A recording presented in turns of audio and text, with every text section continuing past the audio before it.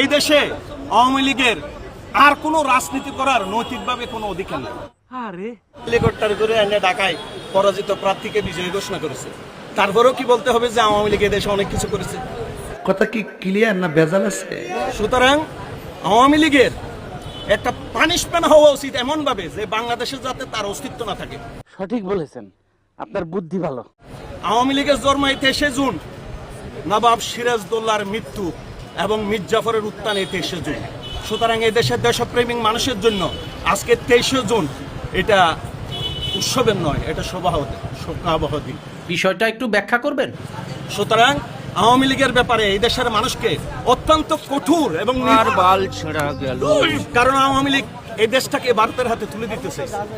তারা এই দেশ, তাদের ভিতরে কোনো দেশপ্রেম নাই। तेरा बाप यहाँ छोड़कर गया था कि तेरी माँ?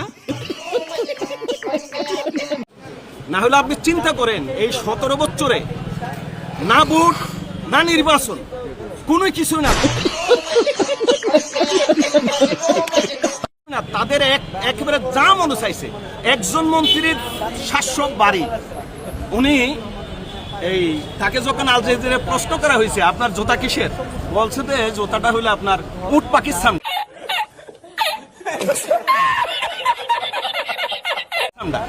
আপনার জ্যাকেট বলছে তো এটা আপনার কুমিরের চামড়া দিয়ে ব্যবহার করে। এই দেশের মানুষের টাকা তারা নিয়ে গেছে 28,00,000 কোটি টাকা। নিঃসন্দেহে তুই ঠিক কথা বলেছিস।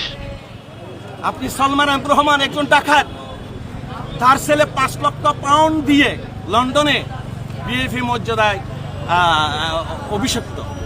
আরে এরা কারা? অথচ দেশের টাকায় তারা লুটপাট করে নিয়ে গেছে। আজকে 14টা ব্যাংক কোনো টাকাই দিতে পারছে না। এইটাও সম্ভব? এগুলো কি বলবেন? সুতরাং এই দেশে আওয়ামী লীগের আর কোনো রাজনীতি করার নৈতিকভাবে কোনো অধিকার নেই। সুতরাং আওয়ামী লীগ একটা খুনি, ফ্যাসিস্ট এবং দেশবিরোধী দল। এটা হাস্যকর এই দেশের জনগণের জন্য হাস্যকর। হ্যালো বন্ধুরা, কাকার ফানি ভিডিওটা কেমন লাগলো কমেন্টে জানাবেন।